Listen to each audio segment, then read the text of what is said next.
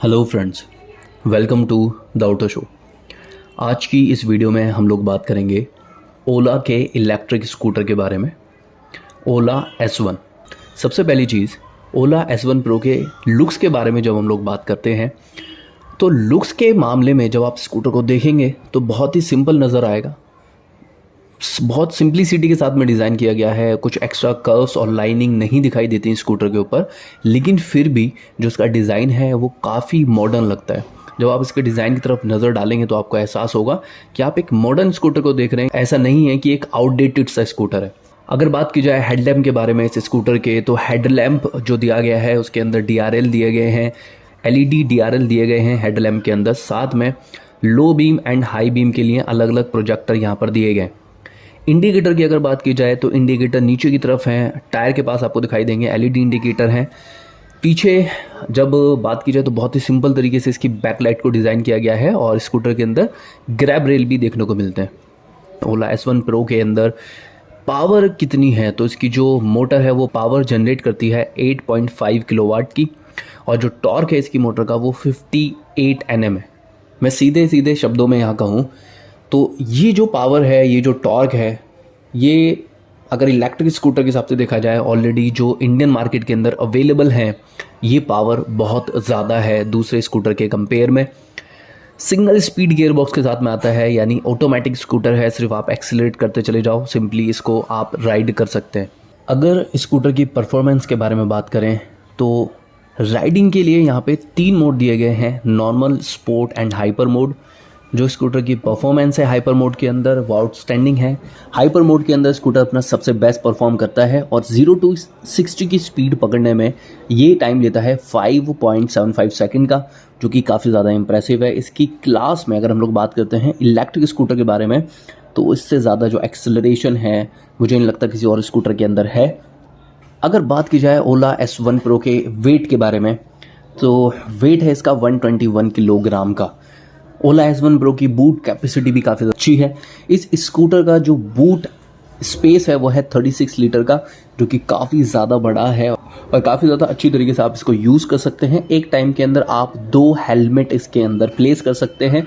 साथ में अगर आप चाहें, अगर आप सिंगल राइड कर रहे हैं तो चार्जर्स आप इसके अंदर रख सकते हैं, साथ में अपना हेलमेट भी कैरी कर सकते हैं। तो अगर हम लोग बात करते हैं कुछ और स्पेसिफिकेशन के बारे में, जैसे कि टायर, तो ओला S1 प्रो के अंदर जो अपने को फ्रंट टायर नज़र आता है वो है 12 इंच का 110/70 का, और सेम यही टायर पीछे की तरफ आपको रियर में भी दिखाई देगा। पीछे भी 110/70 का 12 इंच का टायर लगाया गया है। अगर हम लोग बात करते हैं सस्पेंशन के बारे में, यहाँ थोड़ी सी यूनिक चीज़ है इस स्कूटर के अंदर, क्योंकि इसका जो फ्रंट सस्पेंशन है वो सिंगल साइड शॉक एब्जॉर्बर है, सिंगल साइड है। एक तरफ इसका सस्पेंशन अपने को फ्रंट टायर में दिखाई देता है एंड पीछे की तरफ भी इसके अंदर मोनोशॉक लगाया हुआ है। तो इस स्कूटर के अंदर ये वाली जो चीज़ है वो थोड़ी सी यूनिक नज़र आती है। अगर हम लोग ब्रेकिंग डिपार्टमेंट की बात करें तो ब्रेकिंग के अंदर फ्रंट में इसमें 220 mm का सिंगल डिस्क दिखाई देता है एंड रियर के अंदर 180 mm का डिस्क अपने को दिखाई देता है। ये ब्रेकिंग की बात हो गई।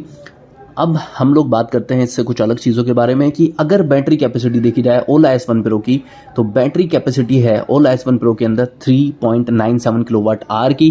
काफ़ी बड़ी बैटरी लगाई गई है इसकी क्लास के हिसाब से। जहाँ तक वो जो वेट है 121 किलोग्राम का, वो हो सकता है बैटरी के वेट की वजह से ही ज़्यादा इसका वेट है यहाँ पर देखने को जो मिलता है। अगर हम लोग बात करते हैं रेंज के बारे में, अगर आप स्पोर्ट मोड के अंदर राइड करते हैं, इसके अंदर 3 मोड हैं, नॉर्मल, स्पोर्ट, हाइपर। अगर आप चाहते हैं कि आपको थोड़ा सा एक किक भी मिले, अच्छा एक्सेलरेशन भी मिले, साथ में आपको रेंज भी मिले, तो ओला S1 प्रो का जो स्पोर्ट मोड है उसके अंदर आपको 102 किलोमीटर की रेंज मिलेगी। लेकिन अगर आप चाहते हैं कि नहीं यार मुझे रेंज ज़्यादा चाहिए, तो रेंज ज़्यादा के हिसाब से अगर हम लोग देखें तो अगर आप इस स्कूटर को नॉर्मल मोड के अंदर राइड करोगे, यानी कि धीरे धीरे राइड करोगे, हिसाब से राइड करोगे, 40-50 की स्पीड के बीच में चलोगे, कम एक्सेलरेशन के साथ में अगर आप इस स्कूटर को चलाना चाहते हैं, तो ये आपको 127 किलोमीटर की रेंज प्रोवाइड कर सकता है, जो कि काफ़ी ज़्यादा इंप्रेसिव है। क्योंकि इसके आसपास भी अगर आप देखें तो कोई स्कूटर इसके आसपास भी नज़र नहीं आएगा, मतलब कोई ऐसा स्कूटर भी फिलहाल इंडियन मार्केट में नहीं है जो 120 किलोमीटर की रेंज भी प्रोवाइड कर रहा हो। अगर हम लोग बात करते हैं टॉप स्पीड के बारे में, तो टॉप स्पीड इस स्कूटर की, वैसे अगर आप स्कूटर को राइड करते हैं ओला S1 प्रो को, तो आपको पता चलेगा कि स्कूटर जो स्पीड शो करता है वो 115 किलोमीटर तक ये स्कूटर जा सकता है। लेकिन अगर एक्चुअल हम लोग देखें कि इसमें कुछ स्पीडो एरर है, अगर उस स्पीडो एरर को साइड रख दिया जाए, उस स्पीडो एरर को हटाकर अगर हम लोग देखते हैं तो ये scooter around 100 kilometre per hour की स्पीड को अचीव कर लेता है। ये एक्चुअल स्पीड की मैं बात कर रहा हूँ। अगर इसके कंपेयर में हम लोग दूसरे स्कूटर्स को देखते हैं स्पीड एरर हटाने के बाद में, तो अपने को पता चलेगा कि दूसरे स्कूटर 90 kph या फिर 85 kph के अराउंड ही हिट कर पाते हैं, लेकिन यहाँ पर इसकी जो टॉप स्पीड है वो भी इंप्रेसिव है एंड जो रेंज है वो भी इम्प्रेसिव है। साथ में अगर हम लोग बात करते हैं TFT डिस्प्ले के बारे में, तो इसके अंदर 7 इंच का TFT डिस्प्ले लगाया गया है। कीलेस स्कूटर है ये, यानी कि आप इस स्कूटर को डायरेक्टली अनलॉक कर सकते हो। उसके अंदर आपको एक पासकोड सेट करना पड़ेगा। आप उसके अंदर पासकोड डालें, पासकोड डालने के बाद में स्कूटर ऑटोमेटिकली अनलॉक हो जाएगा, या फिर आप इस स्कूटर को अपने स्मार्टफोन से भी अनलॉक कर सकते हो। साथ में और चीज़ें भी हैं, कुछ और फीचर्स भी हैं, जैसे कि आप इसके अंदर म्यूज़िक प्ले कर सकते हैं। आपको इस स्कूटर में ब्लूटूथ कनेक्टिविटी मिलती है, तो इसके अंदर आपको ऑन द गो नेविगेशन भी मिल जाएगा TFT डिस्प्ले के अंदर।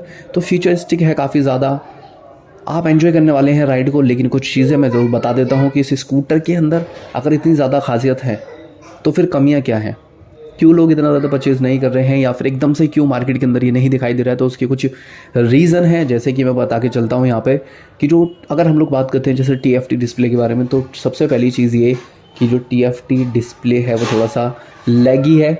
यानी कि जब आप इस डिस्प्ले को यूज़ कर रहे होंगे तो आपको इसके अंदर लैग्स दिखाई देंगे, मोड्स को स्विच करने में लैग्स दिखाई देंगे। साथ के साथ में जो इसका रेंज है वो बहुत ज़्यादा एक्यूरेट नहीं है, यानी एक्चुअल रीडिंग ये स्कूटर नहीं शो करता कि कितना किलोमीटर रेंज अभी आपको और प्रोवाइड करने वाला है, या कितनी बैटरी रह गई है, ये कितना और किलोमीटर चल सकता है। यानी इसकी जो डेटा है, इसके जो नंबर्स हैं वो आपको धोखा दे सकते हैं, तो उसके ऊपर आप बहुत ज़्यादा रिलाई नहीं कर सकते हो। फिलहाल हो सकता है कि ओला इन फ्यूचर इन चीज़ों के अंदर सुधार करे, लेकिन फ़िलहाल ये चीज़ें ऐसी ही हैं।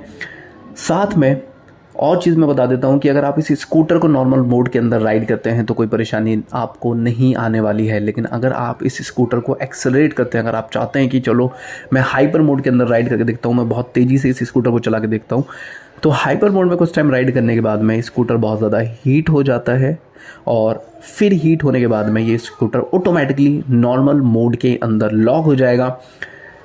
15 से 20 मिनट लगेंगे स्कूटर को ठंडा होने में, उसके बाद में ये अनलॉक होगा, यानी उसके बाद आप मोड चेंज कर सकते हो। तो सिंपल सी बात यह है कि हाइपर मोड जो है इसका राइडिंग का, उसे आप बहुत ज़्यादा टाइम के लिए यूज़ नहीं कर सकते हो। तो ये कंप्लेन है ये जो लगातार देखने में आ रही है ओला के स्कूटर्स के अंदर कि स्कूटर हीट कर रहे हैं। हो सकता है इससे कुछ मिसहैपनिंग भी हो जाए, कुछ कहा नहीं जा सकता है, क्योंकि अगर बैटरी हीट हो रही है किसी वजह से, कोई भी रीज़न है, तो अभी फ़िलहाल ये सॉफ्टवेयर हैं जो इसके अंदर इसको कंट्रोल कर रहे हैं। कुछ मिसहैपनिंग होने के चांसेस भी इस तरह की कंडीशन में रहते हैं। दूसरी चीज़ और है कि कुछ सॉफ्टवेयर ग्लिच है जिसकी वजह से अगर आप स्कूटर को फ्रंट में चलाना चाहते हैं तो कभी कभी फ्रंट मोड होने के बाद भी इसके मैं यहाँ पर बताते चलूँ कि इस स्कूटर के अंदर बैक करने का ऑप्शन भी है, यानी कि अगर आप बैक करना चाहते हैं स्कूटर को तो आप स्कूटर को बैक कर सकते हैं एक्सीलेटर से।